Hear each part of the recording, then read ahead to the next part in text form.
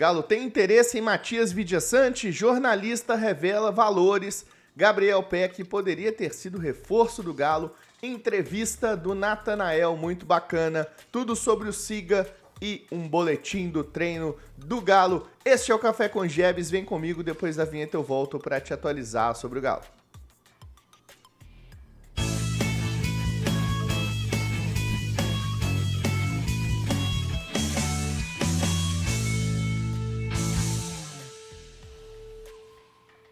Salve, salve, massa atleticana, chegando com o nosso Café com Gebs dessa quinta-feira, 20 de março, esse mês de março que não acaba, mas nós estamos aqui, meu filho, todos os dias criando conteúdo para você aqui no canal Bica Galo. Sempre deixa aquele like para fortalecer, se inscreve no canal caso ainda não seja inscrito aqui no canal Bica Galo. Temos várias informações para passar, opiniões, entrevistas, tá? Hoje o Café com Gebs está bem repleto, tá bem interessante para você, tá? Sempre no oferecimento da Cara Preta, a melhor empresa de churrasco, a melhor carne do Brasil, carnes nobres, cortes selecionados, e você ainda tem o cupom BICAGALOCP, que te garante 5% de desconto. O link promocional está na descrição desse vídeo. Não basta ser Angus, tem que ser Cara Preta Carnes Nobres. É simplesmente sensacional para quem gosta de um bom churrasco, tá?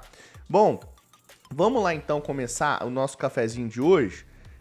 Ontem teve uma visita dos jornalistas, né, ao Siga, né, a cidade do Galo, dentro do Siga e tal, mostrando uma nova série que a comunicação do Atlético está promovendo, que chama-se Por Dentro do Galo.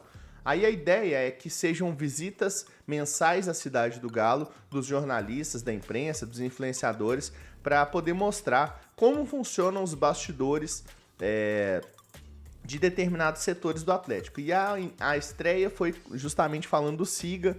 Acho que é uma parte importante, é o coração de fato, né, da análise do Atlético, de onde moram aí todas as estatísticas, todas as análises de dados, todos os nomes que surgem, né, esses nomes, por exemplo, o Ivan Roman da vida, tudo nasce dentro do Siga, e teve uma visita guiada ontem com palestra do Rodrigo Weber, que é o coordenador do Siga, então foi muito legal. O João Miguel Crisóstomo esteve lá representando o Bica Galo, né, fez algumas entrevistas lá, vai sair um Reels bem legal lá no Instagram também, né, com algumas imagens da cidade do Galo, para você que não conhece.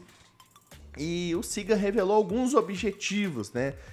Tiveram várias curiosidades, várias histórias foram contadas, né?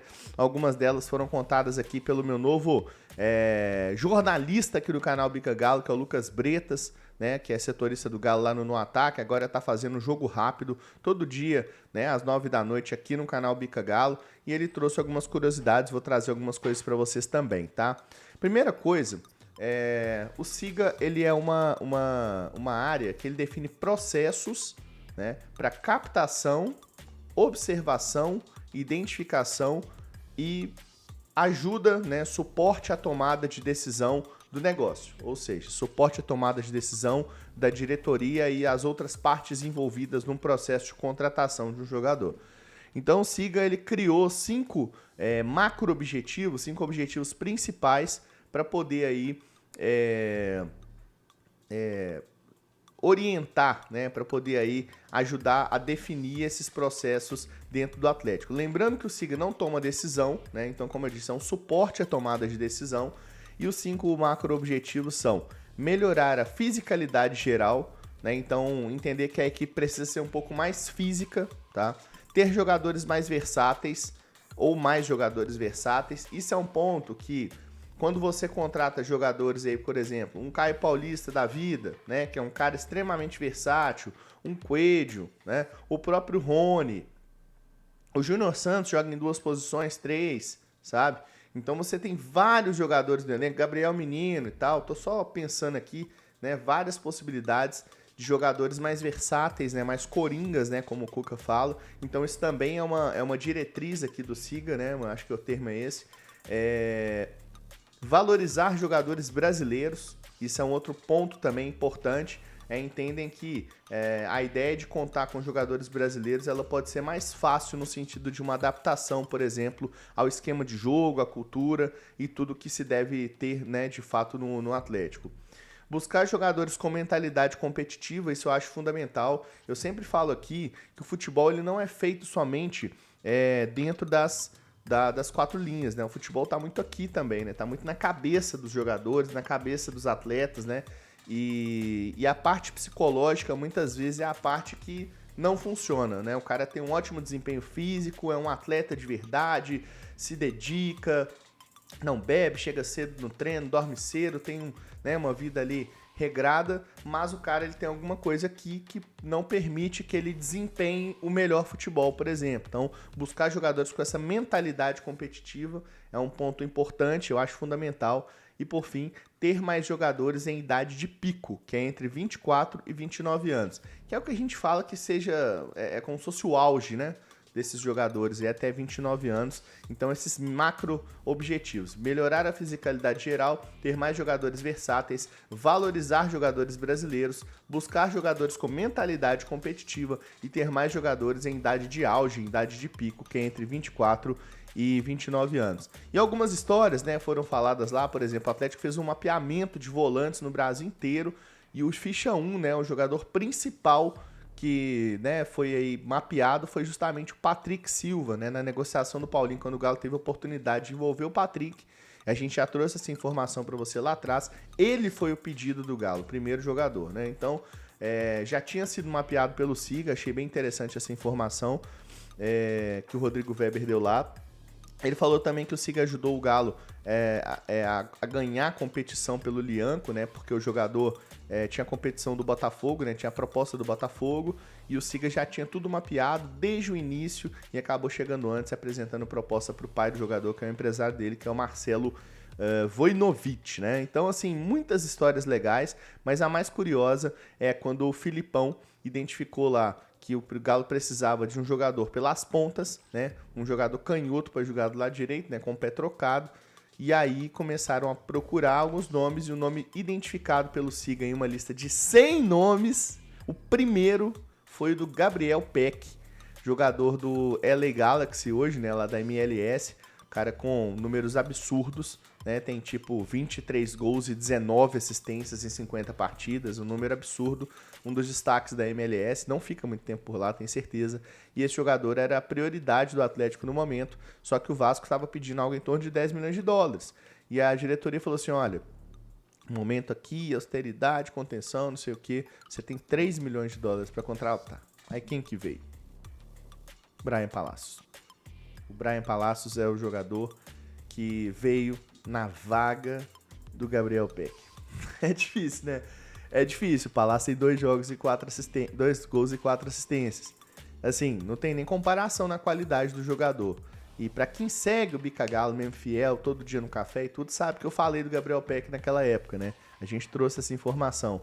Mas acabou nos concretizando, porque a pedida foi muito alta e tudo mais. Mas você vê como são as coisas, né? O Siga, ele indica o bom, né? Assim, um jogador bacana, 22 anos, números interessantes no Vasco, projeção de carreira excelente, tanto que estourou lá fora nos Estados Unidos, e daqui a pouco tá na Europa, bom jogador Gabriel Peck.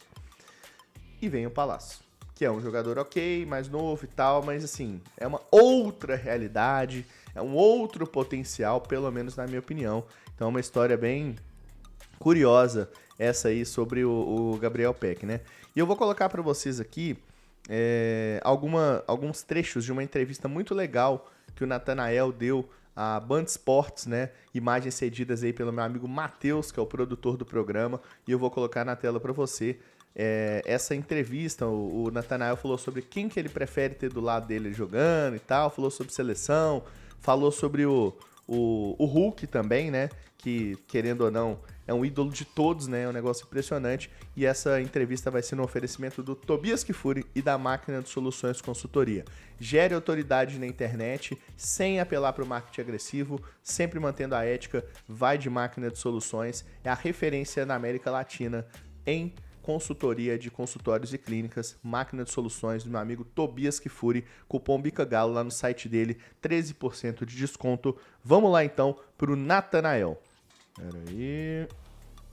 Cara, assim, como eu tava falando, a gente tem que entender a característica de quem a gente tá jogando ao lado. Mas são jogadores de muita qualidade, então isso facilita muito o jogo. A gente sabe que se a gente tocar ali, são os caras que não vão perder a bola, são caras que vão fazer jogadas importantes, então isso nos deixa tranquilo também. Então acho que não tem muito de escolher parceiro não, isso nem compete a mim, compete ao professor, mas acho que quem jogar ali, o clube vai estar bem servido. Primeiro é um sonho realizado, né? Tá jogando de um jogador dessa magnitude, dessa importância, é um cara que é um Falando do craque Hulk agora. dentro e fora de campo. Primeiro que é uma grande pessoa, um grande profissional, Todo dentro mundo é do fã do clube homem, né? ali, sempre Impressionante. respeitando todo mundo da mesma forma. Me recebeu super bem, então assim, para mim é um privilégio estar jogando ao lado dele. E dentro de campo nem se fala, né? Um cara decisivo, um cara que tem uma qualidade muito acima da média, um cara que faz a diferença. Então, assim, dizer que ele não faz falta, acho que seria um pouco de hipocrisia da nossa parte, mas é um cara muito decisivo, é um cara que a gente sabe que quando a bola chega nele vai sair algo diferente. E o Nathanael falou também sobre a seleção brasileira. Quem não sonha, né? Eu acho que todo menino que começa a jogar futebol tem o sonho de chegar na seleção brasileira. Agora eu vestindo essa camisa aí tão pesada que é a do Galo, tenho certeza aí que fazendo grandes campeonatos, fazendo bons jogos, acho que isso fica mais perto, mas vamos com o pezinho no chão, fazer meu trabalho aqui no Galo primeiro. Depois, se acontecer, será muito bacana, muito bonito, mas estou focado em fazer meu trabalho aqui no Galo primeiro, que o que vir vai ser recompensa do meu trabalho. E o Nathanael, né, que daqui a pouco aparece nas imagens aí, da Galo TV. Cara, assim, agradecer primeiro a produção lá do Band Esportes, né, ao Matheus, que é um parceiro, sempre que a gente vai participar lá no Band Esportes, né, a gente bate um papo, figura muito legal, galera lá do Esporte Agora, o Maurício Barros, a Thaís, pessoal que apresenta lá na parte da noite também. Cara, muito legal, né, a gente vê o Nathanael, um garoto simples aí, ele tem essas características muito legais, né, que de uma pessoa que parece ser um cara de muito bom caráter, né? A impressão que passa pra gente é essa, né? Um jogador tranquilo, um jogador que não se envolve em problemas e tudo mais. E o Nathanael é um jogador que ele é muito promissor na posição dele, né? E quando ele fala de seleção, ele fala, olha, primeiro deixa eu fazer o meu aqui no Galo, né? Primeiro deixa eu fazer o meu aqui no Galo, porque é isso aqui que vai me credenciar, por exemplo, aí pra seleção daqui a um tempo, né? Então, cabeça no lugar, ele fala do Hulk e tudo mais. Nathanael que foi titular em 11 jogos do Atlético já nessa temporada, é o lateral titular da posição, é um jogador que caiu no gosto da torcida, caiu nas graças da torcida atleticana e também não teria como ser diferente, né? Porque é um jogador realmente muito comprometido, né? Um jogador muito interessante nesse time do Atlético, né? E o Nathanael acaba que é esse jogador aí que todo mundo gosta de ter ali, né? Todo mundo gosta de ter esse jogador dentro do time, né? É um cara que entrega um bom futebol e chegou numa expectativa, assim, sem muita pressão e tudo mais, né? Porque tinha um Sarabia na posição e tudo mais, mas o Nathanael ele consegue entregar bastante aí. E falou também que não tem preferência com quem jogar. E o Vitor Hugo, né? O Gabriel Menino. Imagens do treino do Galo aí de ontem, tá? Esse treino que teve foi um treino técnico e tático, tá? O Brian Palacios já treinou, então o Palacios, que era um jogador que a gente tinha no departamento médico, já está liberado pelo departamento médico, então ele já participou do treino normalmente. O Hulk, que ele havia sido liberado, né, para ir ficar naquele banco contra o América, acho que foi até um migué ali, acho que ele não estava pronto, coisa nenhuma, e acabou que já está no DM de novo, retornou para o tratamento da lesão muscular que tem, né, para estar nos trinques aí para estrear no próximo dia 29, daqui a 9 dias contra o Grêmio fora de casa. Então o Hulk, o Caio Maia, o Júnior Santos, que também há uma expectativa da volta desse jogador contra o Grêmio, e o Cadu estão na fisioterapia ainda, tá? O Arana, o Alonso e o Alan Franco estão com as respectivas seleções do Brasil, Paraguai e Equador. E o Galo então joga no próximo dia 29 contra a equipe do Grêmio e já estreia na Sul-Americana, atenção, data e hora, dia 1º de abril, não é mentira, hein? Dia 1º de abril, eu detesto essa piada, não sei porque que eu faço. Dia 1º de abril, às 9h30 da noite, tá? Dia 1º de abril contra a equipe do Cienciano. E dia 1º de abril dá exatamente numa terça-feira, tá? Terça-feira, 9 horas da noite, é o jogo do Galo contra o Cienciano do Peru, lá em Cusco, altitude de 3.400 metros. Então, para poder estrear na Copa Sul-Americana, né? Aquele grupo lá, o Grupo H, Cienciano, Caracas e o Deportes Iquique, glorioso Deportes Iquique. E pra gente fechar as nossas notícias aqui, né, enquanto você vai conferindo algumas imagens aí em alta definição, muito bacana essas imagens da Galo TV, né, da gente ver um pouquinho do treino, ver como que é lá. A gente já teve lá, é um negócio enorme a cidade do Galo, né, é um negócio bem legal mesmo, né, e a gente tá colocando algumas imagens para você aí da Galo TV. Surgiu ontem um assunto do Matias Vijaçante, né, eu vi esse assunto surgir no Instagram, depois eu vi o Fala Galo postar, depois eu vi o Galo Tube postar, o Ricardo Alencar e tal. E depois eu vi outros canais falando sobre. Fui atrás aqui. No Atlético eles falaram que já esteve em lista e tal, mas assim, não tem conversa, não tem negociação, né? Em algum momento, né, foi um jogador ali indicado para a posição. Mas, gente, cá para nós, o Vijaçante, o Palmeiras chegou com uma oferta de 8 milhões de dólares pro Grêmio, o Grêmio não liberou. Em que esfera da realidade vocês acham que o Atlético vai chegar com mais de 8 milhões de dólares para contratar um volante hoje? Não vai. Esse é o valor que custou o Júnior Santos, por exemplo, foi o jogador mais caro aí que o Atlético trouxe, né? O Rony custou 6 milhões de euros, por exemplo, entendeu? Então, assim, isso não vai acontecer uma contratação dessa do Vijaçante, né? Muito improvável que aconteça isso.